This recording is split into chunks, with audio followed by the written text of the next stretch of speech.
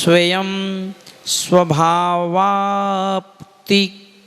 रभावे कृष्ण कर्मिणः तस्मै सज्ञान रूपाय नमोस्तु परमात्मने।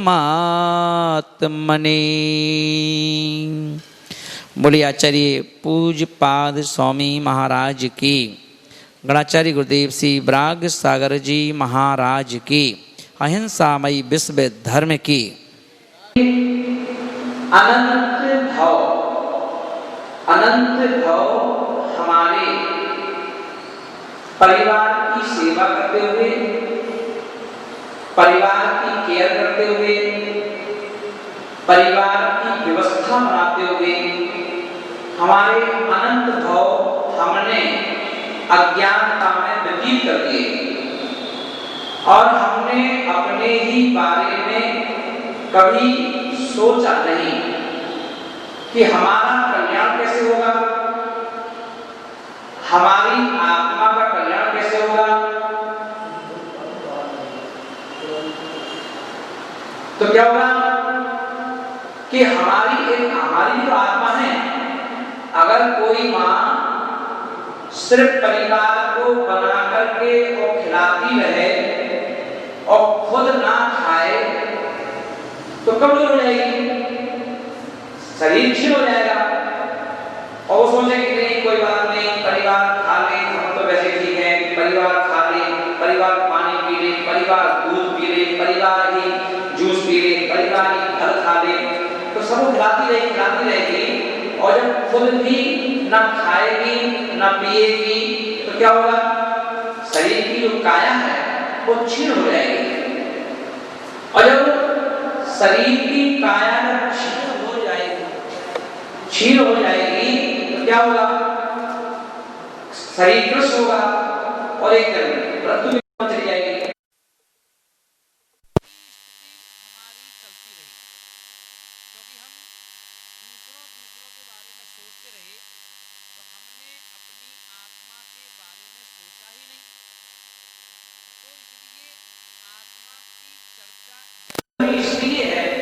कि जब हम आत्मा की चर्चा करेंगे और आत्मा की चर्चा सुनेंगे तो हमें तभी तो अपनी आत्मा के प्रति रुचि उत्पन्न होगी, आत्मा के प्रति प्रेम उत्पन्न होगा। तो यहाँ पर आचार्य महाराज यही तो कह रहे हैं कि भाई क्या करना है। तो आचार्य महाराज यही बोल रहे हैं कि उस आत्मा की चर्चा सुनते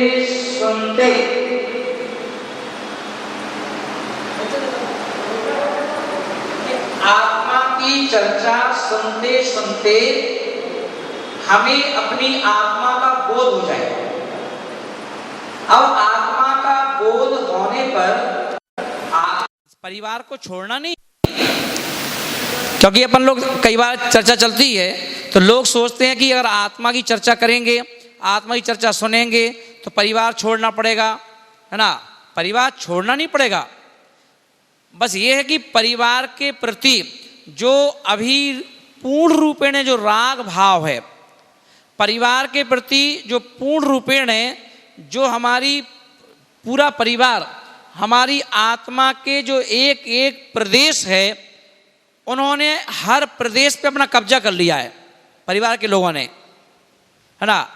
जैसे आपका मकान में आपका रूम है, आपका सोने का पलंग है मुखिया का घर के, तो भले ही मुखिया सब कुछ करने को तैयार है पर वो अपने कमरे को शेयर नहीं करता है, अपने पलंग को शेयर नहीं करता। अभी हम तो यहाँ सो रहे हैं तो हमें कोई डिस्टर्ब मत करो, है ना। जगा दोगे तो गुस्सा आ जाएगा, है ना। कोई सामान उसका यहाँ वहाँ कर दो तो कहता हमारा सामान कैसे उठाया था, कैसे छिया था ये। तो ऐसे ही परिवार के साथ रह करके, जैसे आप अपने कमरे से आपको राग है, अपनी जो अलमारी है जहाँ पैसा रखा है ना, आप भले ही परिवार को पूरा पैसा खर्च कर दोगे, मगर कोई व्यक्ति आपसे बिना पूछे अगर आपके रखे हुए पैसे को उठा ले तो आपको पसंद है क्या? पसंद नहीं है। आपका कौन सा कागज रखा है, किससे लेना किससे देना, जो सामान रखा है, तो बीवी भी छू नहीं सकती उसको, छू लिया तो पति समझ जाता है किसने छुआ था कागज, ये किसने छुई थी अलमारी, किसने खोली थी, है ना। तो ऐसे ही जो हमारी आत्मा है, उस आत्मा पर तुम्हारा अपना कब्जा है। तो उस आत्मा पे जैसे तुम्हें घर में भी आपको सामान को छू नहीं सकता, तो ऐसे ही परिवार के संग में रह करके कोई तुम्हारी आत्मा को ना छुए, ऐसे रहो परिवार में।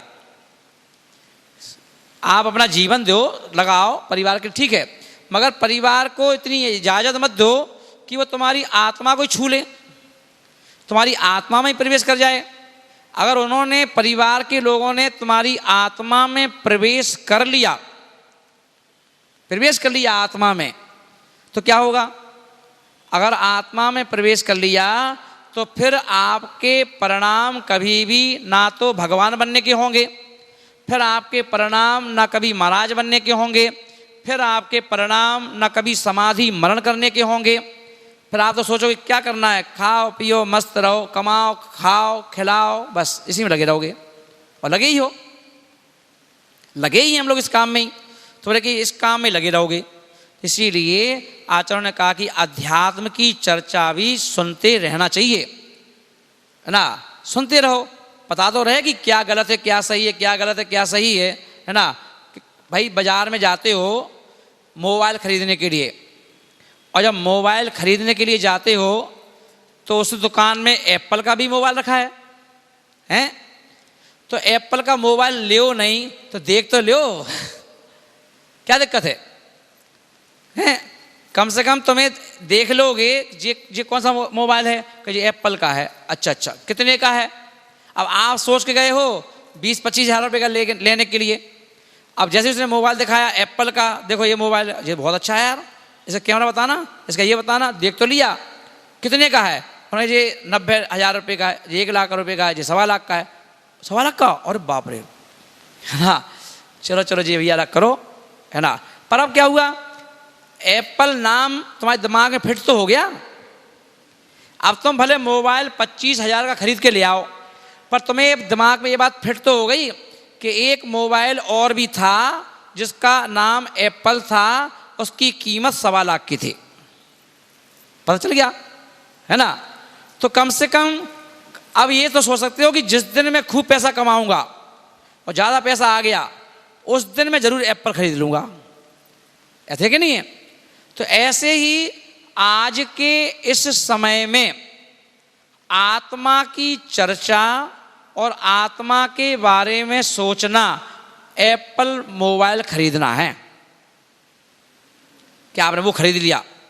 क्योंकि 1.25 लाख रुपया मोबाइल में लगा के बैठ जाना, है ना, तो समझ लो कि आपने ऐसे ही, अगर मोबाइल और भी एप्पल से भी अच्छा कोई मोबाइल हो, अगर आप उसको खरीदने का भाव उत्पन्न हो रहा है, ऐसे ही कभी जीवन में, है ना, अब एप्पल मोबाइल खरीदना है तो कितने खर्चे काटना पड़ेंगे। एक काम करते हैं, वहाँ पैसा फालतू खर्च करते हैं, वो नहीं करेंगे, ये नहीं करेंगे, वो नहीं करेंगे, ऐसे 1 लाख रुपया जोड़ोगे तभी तो 1.25 लाख रुपया तो मोबाइल खरीद लोगे। तो ऐसे ही सारी चीज़ें खो करके आपको मोक्ष मिल सकता है, और मोक्ष मिल सकता है तो उसकी मोक्ष को पाने के लिए खर्चे काटना पड़ेंगे। कौन खर्चे काटना है? भैया क्रोध नहीं करना है, क्रोध का खर्चा काटो, मान का खर्चा काटो, मायाचारी का खर्चा काटो, लोभ कसाय का खर्चा काटो, है ना, हिंसाओं का खर्चा काटो, झूठ बोलने का खर्चा काटो, झूठ मत बोलो, चोरी करने का खर्चा काटो, कुसीर करने का खर्चा काटो, परिग्रह को जोड़ने का और एक बढ़ाने का ये दिमाग में से निकालो। अब इन पे जब कंट्रोल करोगे तो क्या होगा, आत्मा की तरफ तुम्हारे कदम अपने आप बढ़ जाएंगे। फिर तुम्हें ये आत्मा सरल लगने लगेगी, सरल सहज। जैसे भी मंदिर जाना सहज लगता है ना, बाजार जाना सहज लगता है, फिर आत्मा की चर्चा भी तुम्हें सहज लगना चालू हो जाएगी, आत्मा की सिद्धि करना भी तुम्हें सहज लगना चालू हो जाएगा, है ना। तो इसलिए आचार्य महाराज ने कहा कि क्या करो, सुनते रहो, लेओ ना देओ देखत रहो। सब्जी वाला कहता है ना, लेओ ना देओ देखत लो, देख तो लो भैया, है ना। ऐसे ही तुम आत्मा की सिद्धि करो या ना करो, पर कम से कम क्या कर सकते हो, है ना, आता हूँ समझ तो सकते हो, जब मौका मिले ले लेना। ये है, तो ये उसका नाम है आध्यात्मिक ग्रंथ।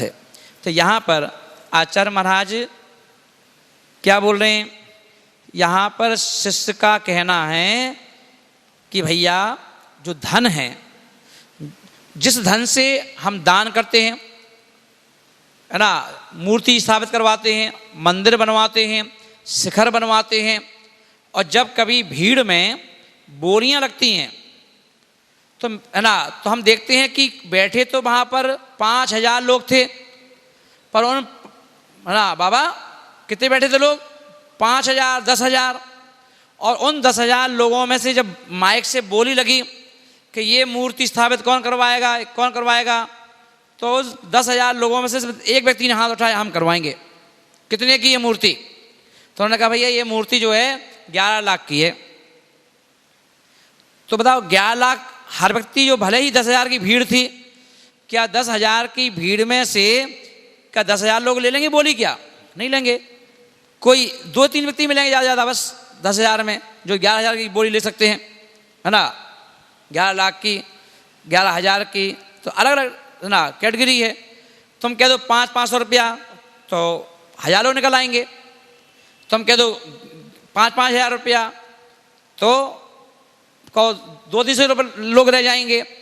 और तुमने कह दिया अगर मान लो 21,000 रुपया, तो गिनती के 25 लोग रह जाएंगे। और तुमने कह दिया 1-1 लाख रुपया, तो पता 2-3 लोग रह जाएंगे। तो ऐसे जैसे राशि बढ़ती जाएगी वैसे लोग कम होते जाएंगे, है ना। तो ऐसे ही बोले कि बताओ, अब जिन लोगों ने बोली ले ली और जिन ने नहीं ले पाई, उनकी शिकायत है। वो क्या बोल रहे हैं कि भगवान अगर हम पैसा कमा रहे हैं, हमें पैसा कमाना है, हे भगवान मुझे बहुत पैसा कमाना है, मुझे बहुत पैसा कमाना है, मुझे बहुत पैसा कमाना है। भगवान पूछे काय के लिए? काय के लिए? बोले मैं भी मूर्ति स्थापित करवाऊंगा 11 लाख की, इसलिए पैसा कमाना है। एक कह रहा है मुझे मंदिर बनवाना है, चाहे उसमें 25 लाख खर्च हो जाए, इसलिए मैं पैसा कमाऊंगा, पैसा जरूरी है। एक कह रहा है फलाना काम करूंगा, दान करूंगा, भंडारे करवाऊंगा, है ना, गरीबों को पढ़ाऊंगा, उनकी मदद करूंगा, इसलिए मैं पैसा कमाऊंगा। और पैसा कमाने में तो क्या होता है, सारी कसाई हो जाती हैं, सारे पाप हो जाते हैं। तो आचार्य महाराज बोल रहे हैं कि हे ज्ञानी आत्मा, ऐसा पैसा नहीं कमाना है कि जिस पैसे कमाने में पहले तुम कीचड़ में घुसना पड़े। पैसा कमाने के लिए परिवार से दूर, बीवी से दूर, बच्चों से दूर, खाना पीना से दूर, शरीर से दूर, है ना, जाना तो पड़ेगा। तो पैसा घर बैठे तो आएगा नहीं। घर बैठे पैसा आ सकता है क्या? नहीं आता है। टूर पे भी जाना पड़ता है, लेने भी जाना पड़ता है पैसा, है ना, छल कपट माय सब कुछ करना पड़ता है उस पैसे कमाने के लिए। तो बोले तुम पैसा कमाने के, जब तुम मान लो 500 करोड़ रुपया कमाना चाहते हो, तो 500 करोड़ रुपया कमाने में समय कितना खर्च होगा? पहला लॉस। दूसरा लॉस, कसाई कितनी करना पड़ेगी? तीसरा, पाप कितना करना पड़ेंगे? भूख प्यास, परिवार से दूर, सब कुछ करना पड़ेगा, तब उसकी कीमत पर 500 करोड़ रुपया आएंगे। तो अब बताओ 500 करोड़ रुपया कमाने के लिए तुमने क्या क्या खोया? कभी विचार किया है? हैं? जो बड़े बड़े बिजनेसमैन हैं, है ना, तो पैसा तो कमा लिया उनने, बेटी भटक गई, बेटा भटक गया। बोले क्यों भाई, क्यों भटक गए? बोले पापा को तो सिर्फ पैसा ही पैसा दिखता है, ना हम दिखते हैं ना कोई दिखता है, तो इसलिए बेटा भटक गया, शराब पीने लगा, संगति बिगड़ गई। बेटी थी तो बेटी बिगड़ गई, बीवी तो और बीवी वो भटक गई। पैसा आ गया 500 करोड़, पैसा तो आ गया, पर आपने जब पैसा हाथ में आया तो आपने मुड़ के देखा तो क्या देखा? बच्चे भी हाथ से निकल गए, बीवी भी हाथ से निकल गई, पैसा जरूर आ गया। तो आचार्य बोले कि ऐसा पैसा किस काम का है? हाँ, ऐसा पैसा किस काम का है ना, कि बताओ बीवी भी तुम्हारे हाथ में नहीं है, बच्चे भी तुम्हारे हाथ में नहीं है, ऐसा किस काम का पैसा? तो बोले कि अब बताओ जब पैसा आ गया तो अब टेंशन आ गई, बच्चों की तरफ से, बीवी की तरफ से, बीमार हो गए, टेंशन में, डिप्रेशन में चले गए। अब पैसा का भोग कौन कर रहा है? नौकर चाकर, वो ऐश कर रहे हैं। गाड़ी तुम लाओ, BMW चला रहा है नौकर। कौन बेटा? ड्राइवर, नौकरी तो है, सर्वेंट, वो चला रहा है। तुम्हें तो गियर लगाना भी नहीं आता, ये बताओ। और नाम तुम्हारा, सिर्फ नाम तुम्हारा है कि मेरी गाड़ी है BMW।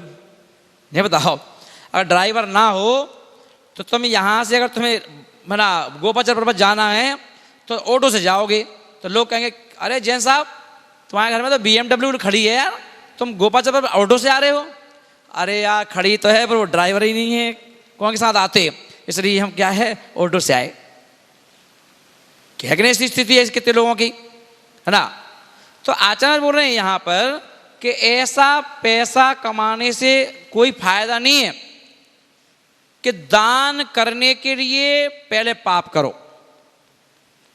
दान किया ही इसलिए जाता है कि जो हमसे पैसा कमाने में पाप हुआ है, उस पाप से मुक्त होने के लिए तो हम दान करते हैं। पर तुमने दान करने के लिए पाप किया है। एक ने तो क्या किया कि उसे पता ही नहीं था, तो पैसा कमाने में लगा रहा, और पैसा कमा लिया, खूब दान कर रहा है। 5 लाख की बोली, 10 लाख की बोली, 20 लाख की बोली, 50 लाख की बोली, हाथ लेके चला जाता है।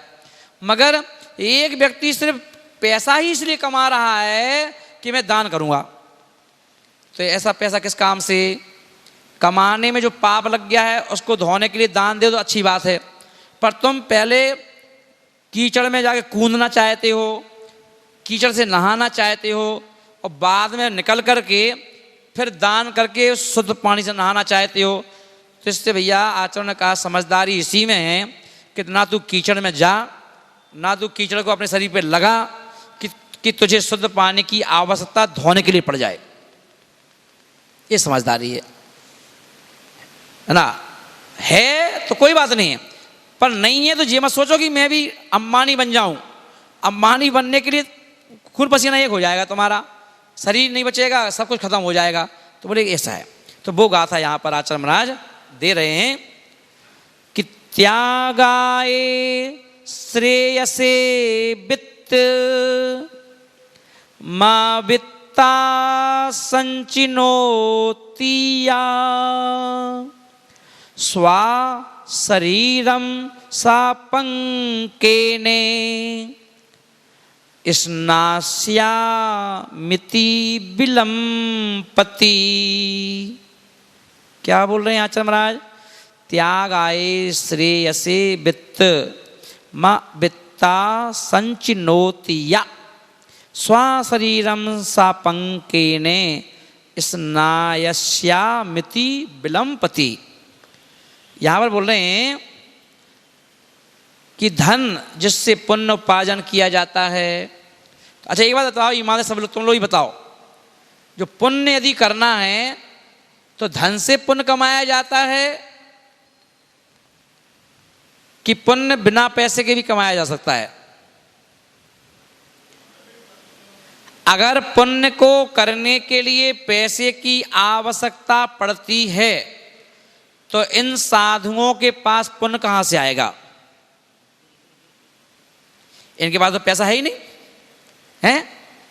पर ये देखा जाता है कि हम इतना पैसा कमाने के पर, इतना दान करने पर, मंदिर बनवाने पर, मूर्ति स्थापित करवाने पर भी वो शांति हमारे पास नहीं है, उतना पुण्य हमारे पास नहीं है जितना ये बिना दान के इनके पास इतना पुण्य है। बताओ किसका पुण्य ज्यादा है? साधु के पास कि श्रावक के पास? किसका पुण्य ज्यादा है? साधु के पास ज्यादा है। और ये फ्री का है। क्या पुण्य है? फ्री का। कैसे पुण्य आ रहा है ना? कहाँ से आ रहा है बिना पैसे के ना? तो बोले सिर्फ अपने आप को संयमित करने से, अपने सोच को संयमित कर लिया, अपने विचारों को संयमित कर लिया, अपने भावों को संयमित कर लिया, अपने भावों को, तभी तो भाव अपने आप व्यवस्थित हो जाएंगे। अगर तुम्हें अगले भावों को दो चीजें हैं, भाव, बोलो भाव, भावना और भाव, तीन चीजें हैं। क्या क्या है? भाव और भाव और भावना। तो भाव किसे कहते हैं? मनुष्य का भाव, त्रिंश गति का भाव, फलाना भाव। तो जो पर्याय मिलती हैं हमको मरने के बाद, वो सारे भाव हैं। तो उन भावों को यदि सुधारना चाहते हो या उन भावों की यात्रा को कम करना चाहते हो, तो सबसे पहला ब्रेक क्या है? भाव। क्या करो? भाव। तो एक तारण तरण नाम का ग्रंथ है, तारण तरण श्रावकाचार ग्रंथ का नाम है। तो उसमें आचार्य महाराज ने कहा कि हे जैन साहब, तुम तो पानी छान के पीते हो रोज। बोले हाँ, मैं पानी छान के पीता हूँ। तो बोले कि देखो मेरी सोच अलग है। बोले क्या है? बोले पानी छान के तो पियो, मैं मना नहीं कर रहा हूँ, मगर पानी बाद में छानो। अगर छानना है तो पहले अपने भावों को छानो। किसको छानो? भावों को। बोले जैन साहब, मैंने देखा है व्यक्ति पानी तो छान के पीता है और भावों को अनछना पी जाता है। किसको पी जाता है? अनछना, भावों को। तो बोले कि गति पानी से नहीं बिगड़ती है, गति बिगड़ती है भावों से। किससे बिगड़ती है? भावों से। बोले जिन जिन के भाव बिगड़े, छना पानी पीने वाला व्यक्ति भी नरक चला गया। छोड़े महाराज जी, भाव बिगड़े, भाव बिगड़े तो छना पानी पीने वाला भी नरक चला गया। भाव बिगड़े तो रोज मंदिर जाने वाला व्यक्ति भी नरक चला गया। भाव बिगड़े तो रोज अभिषेक पूजा करने वाला व्यक्ति भी नरक चला गया। भाव बिगड़े तो मुनिराज भी नरक चले गए। सब फिर सब कर रहा है महाराज, कितना, कौन सी क्रिया नहीं कर रहा बताओ? पर समाधि किससे होती है? भावों से। गुणस्थान किससे बढ़ता है? भावों से। सुखरेशा किससे मिलती है? भावों से। तो आचार्य महाराज बोल रहे हैं कि तू भावों पे ध्यान क्यों नहीं देता है? सारी साधना खाली कहीं पानी पर, कहीं फल पर, कभी हरी पर, कभी लाल पर, कभी पीली पर, कभी घी पर, कभी तेल पर लगा हुआ है। हैं भैया, तू खा ले सब कुछ, तू सब कुछ खा ले, पर परिणामों को अच्छा कर ले। प्रासुक करना है तो अपने परिणामों को कर लो, छानना है तो अपने परिणामों को छान लो, है ना। घिसना है तो अपने परिणामों को घिस लो। मूर्तियों को तो हम कितने सालों से घिसते हुए चले आ रहे हैं, पर एक बार मूर्ति घिस ले तो एक बार अपने भाव घिस ले, एक बार भाव घिस ले, फिर मूर्ति घिस ले, फिर भाव घिस ले, फिर भगवान महाराज के पैर घिस ले, भाव घिस ले, फिर ग्रंथों को घिस ले, तो तू उतर जाएगा। पर तू क्या कर रहा है? सबको घिसने में लगा है, पर भावों को तूने घिसा नहीं, साफ नहीं किया, इसीलिए तुझे तेरी गति बिगड़ती रही। हमें तो समझ में आ रहा है बाबा? भाव, तो भावों से भाव बिगड़ता है, और भाव को सुधारना है तो भाव अच्छा करो, और भाव अच्छे रहें इसके लिए भावना अच्छी, भाव अच्छे रहें तो भावना अच्छी, क्योंकि भावना जो बनाओगे, कहते हैं ना भावना जाकी जैसी, है ना, भावना जाकी जैसी। तो भावना अच्छी, जैसे आप देखते ना भैया, 12 भावना, मेरी भावना है, समाधि भावना, तो भावना भाते रहो। समाधि होगी आज से 50 साल बाद, पर दिन रात मेरे स्वामी आज से ही गाते रहो। दिन रात मेरे स्वामी मैं भावना ये भाऊं, देहांत के समय में तुमको न भूल जाऊं। अबे तेरी उम्र तो अभी 10 साल की है, तू क्यों कह रहा है कि देहांत के समय तुझे भूल ना जाऊं? तो तेरा क्या अभी देहांत हो रहा है, तो क्या करें, भावना अलग कर दे जनवाणी में से? या भावना में लिखा है क्या कि 60 साल का बुढ़ा ही पढ़े या 80 साल का व्यक्ति ही पढ़े? बताओ, लिखा है क्या? भावना है। अभी से भावना भा रहे हैं, अभी से भावना, जिससे कि है ना, हो सकता है जब जब भावना भाने का टाइम आए उस समय हो सकता है कि आवाज ना निकले, तो इसलिए अभी से रिजर्वेशन करवा रहे, रिजर्वेशन, है ना, कि दिन रात मेरे स्वामी ये भावना ये भावों देहांत के समय में। तो देहांत जब आएगा तो हो सकता है उस समय हमारा जीवड़ा बंद हो जाए, जो बाबा माँ की आवाज बंद हो गई 3-4 दिन पहले। तो इसी अभी जब तक जीवड़ा बोल रहा है, आवाज आ रही है मुख से, दिमाग काम कर रहा है, आंखों से दिख रहा है, तो वो उस समय की स्क्रिप्ट अभी लिख रहे हैं हम। क्या कर रहे हैं? उस समय की जो पिक्चर बनेगी, तो पिक्चर तो बाद में बनती है, पहले स्क्रिप्ट लिखी जाती है, तो वो स्क्रिप्ट लिख रहा हूं, इसलिए भावना भा रहा हूं, है ना। 12 भावना, राजा राणा छत्रपति, हाथिन के असवार, मरना सबको एक दिन अपनी अपनी बार। तो अभी इसको पढ़ने से क्या हो गया? अभी इसको पढ़ने से ये हो गया कि जब राजा राणा छत्रपति जब वे यहां जन्म लेकर के मर गए, तू कौन से खेत की मूली है? इसलिए अपने परिणामों को सुधार ले, विचारों को सुधार ले, भावों को सुधार ले, है ना। तो जब वो मर गए तो तू भी मर जाएगा एक दिन, है ना। ये भाव रखो। तो समझ में आ रहा है? भाव, भाव, भावना। तो भावना अच्छी भावोगे तो अपने आप तुम्हारे भाव अच्छे रहेंगे, और जब तुम्हारे भाव अच्छे रहेंगे तो तुम्हारे भावों की यात्रा अपने आप कम होती चली जाएगी। और अब तुम्हारी भावना है ना भाव है, तो भाव कैसे कम हो जाएंगे? ऐसा कहीं लिखा नहीं है कि पूजा करने वाला, अभिषेक करने वाला, शिखर जी की यात्रा करने वाला, गिरनार जी की यात्रा करने वाला नरक नहीं जा सकता, है ना। सब जा सकते हैं। क्यों?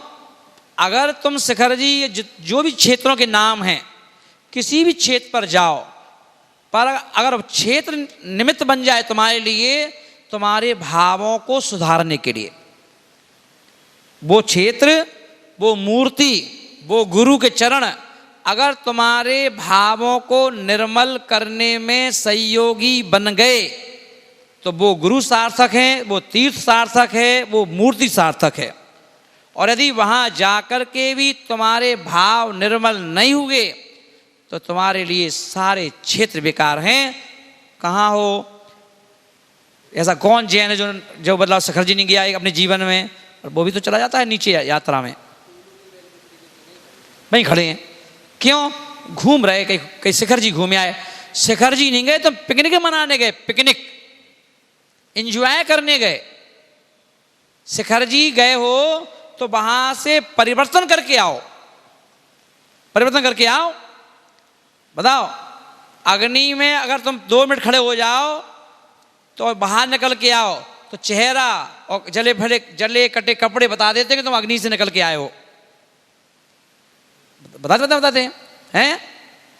और अगर तुम राजस्थान से होके आ जाओ गर्मियों में, राजस्थान में जाओ, रेगिस्तान में और वहां से निकल के आ जाओ, तो तुम्हारे पूरे काले जूते मिट्टी में सन जाएंगे, कपड़े सर में मिट्टी, उसमें मिट्टी, पता चल जाएगा तुम वहां से आए।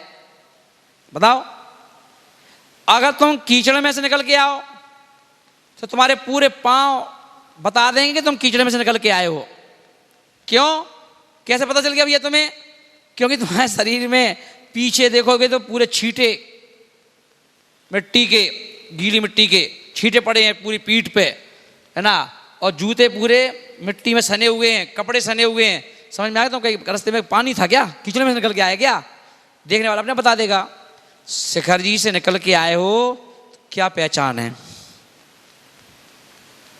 राजू, शिखर जी होके आए तो क्या पहचान है तुम्हारे पास? क्या चिन्हित है? क्या चिन्ह है तुम्हारे पास कि तुम शिखर जी से आए हो? या तो तुम्हारे उठने बैठने में अंतर आना चाहिए, या तुम्हारे बोलने चालने में अंतर आना चाहिए, या तुम्हारे खाने पीने में अंतर आना चाहिए, या तुम्हारे देखने और सुनने और बोलने में अंतर आना चाहिए। क्या बात है राजू यार, तुम्हें बहुत अंतर आ गया। अरे यार मैं शिखर जी गया था ना, तो मेरे अंदर बहुत दिमाग में आया कि शिखर जी से क्या लेके जाएं। फिर मैं सोचा हट, अब एक काम करूँगा, अब कभी रात में नहीं खाऊंगा, अब कभी गुटखा नहीं खाऊंगा, अब कभी ऐसा नहीं करूँगा, ये नहीं करूँगा, ये नहीं करूँगा, ये नियम लेके आया हूँ हैं। तो शिखर जी सार्थक हो गए। तो क्योंकि वहां जाकर के तुम्हारे भावों में विशुद्धि बढ़ी, तो आपने अपने आप नियम ले लिए, तो ठीक है तुम्हारा। अब शिखर जी जाकर के भी सुबह चढ़े 3 बजे, 12 बजे वहां से उतरे, गुटखा मुंह में, फिर अब तो बंधन हो गई ना, अब गुटखा खा लो, नीचे आके समोसा खा लो, रात में भोजन कर रहे हैं, और कह रहे शिखर जी की यात्रा करके आ गए 2।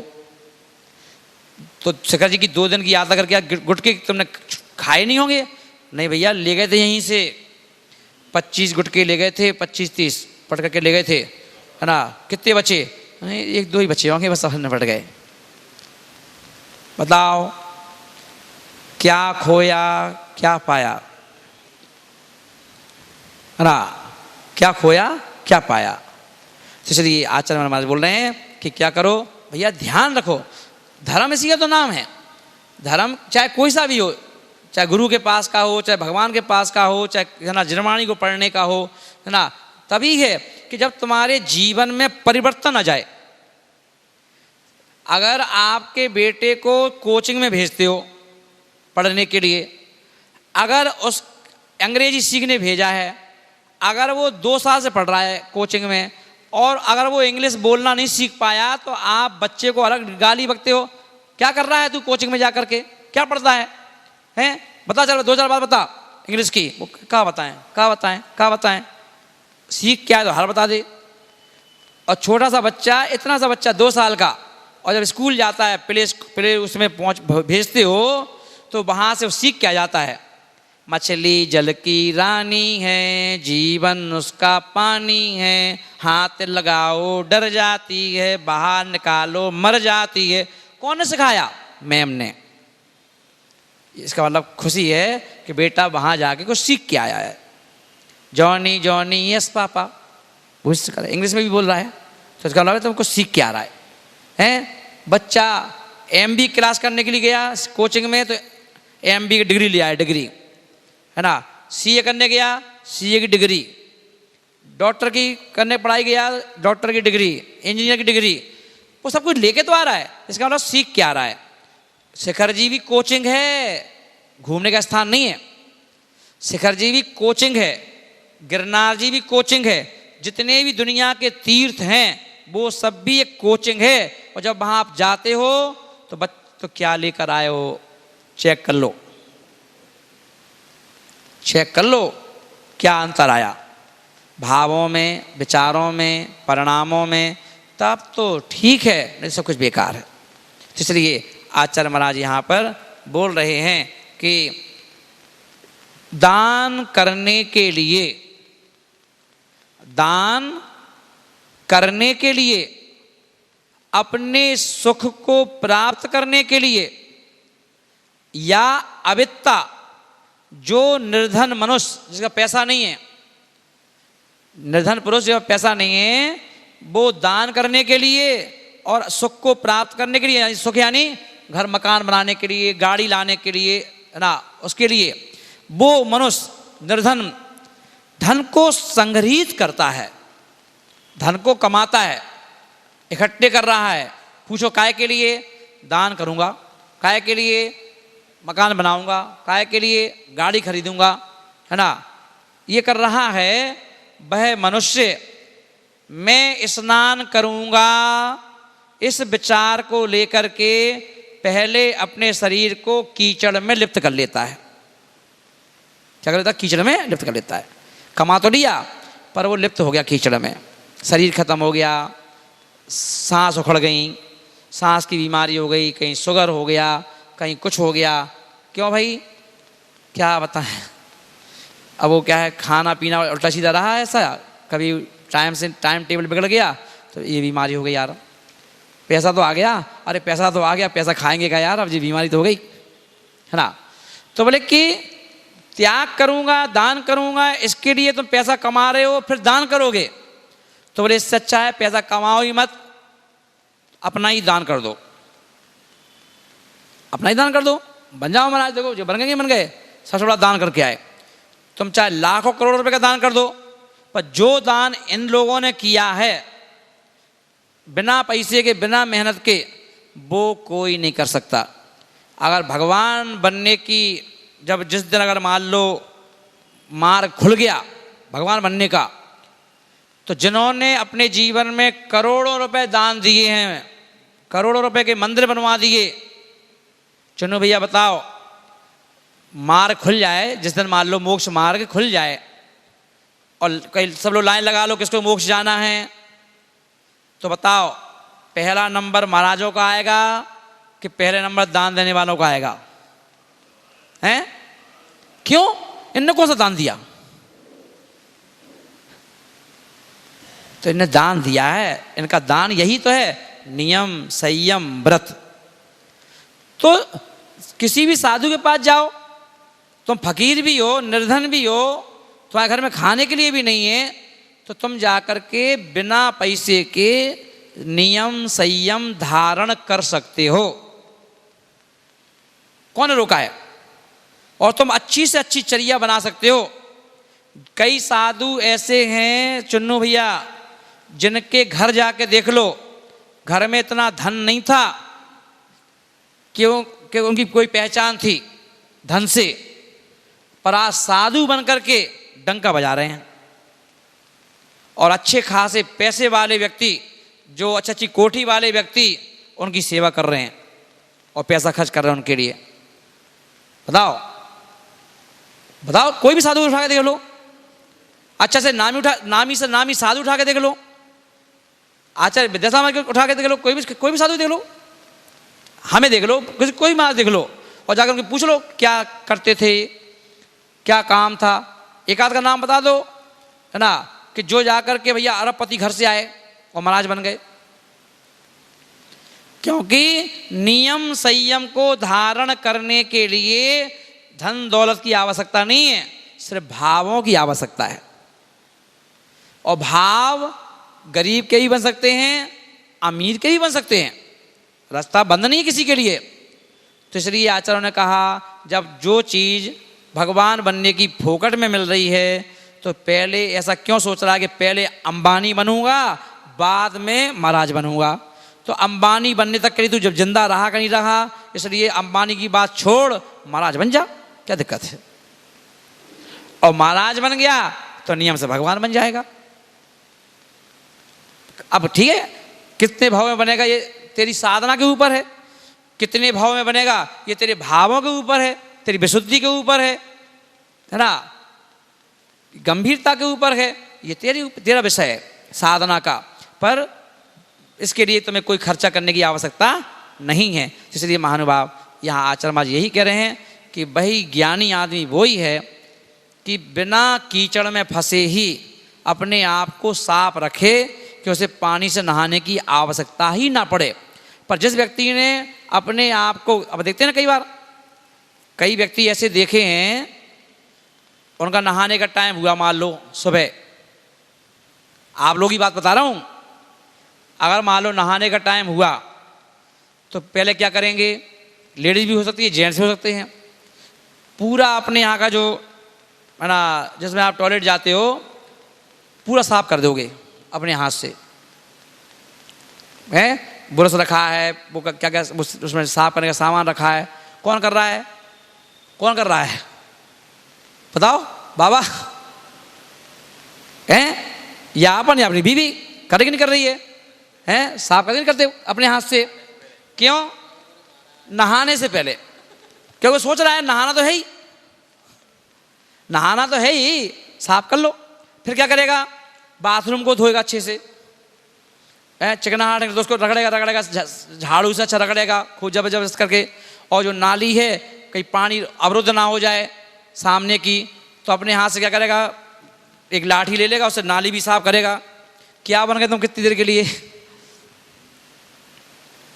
हैं? पहले तुमने अपना गिराफ भावों से नीचे गिराया, गिराया कि नहीं गिराया? वो काम किए जो आपके नहीं है, किए कि नहीं किए आपने बोले काम। और अब जब वो गंदे काम करोगे तो हाथ भी डालना पड़ रहा है नाली में, कहीं कुछ भी करना पड़ रहा है, कचरा निकालना पड़ रहा है नाली में से, कर रहे नहीं कर रहे हो? क्यों? तो ये मालूम है कि नहाना तो है ही, अब नहाना ही है तो और घुसे जा रहे हो हैं, और घुसे जा रहे हो। तब घुसे ही गए हो तो अब तो नहाना ही पड़ेगा। बताओ, तो यही आचार्य महाराज बोल रहे हैं कि भैया ऐसा काम काहे कर रहे हो कि घुस जाओ उसमें पहले और फिर तुम्हें नहाना पड़े कि दान करना पड़े। दान तो उन्हीं को करना पड़ेगा, है ना, जिन्होंने पाप कर लिए ज्यादा, यानी कीचड़ में घुस गए हैं जो, उन्हें नहाना पड़ेगा। तो इसलिए भैया ऐसा मत करो, बिना कीचड़ में लिपटे ही, बिना गंदगी को साफ किए ही अपने आराम से बैठ जाओ, शांति से महाराज बन के बैठ जाओ, नियम लेके बैठ जाओ, प्रतिमा लेके बैठ जाओ, जिससे हमारा आत्मा कल्याण हो जाए। ऐसी भावना की थी। बोले महावीर भगवान की जय।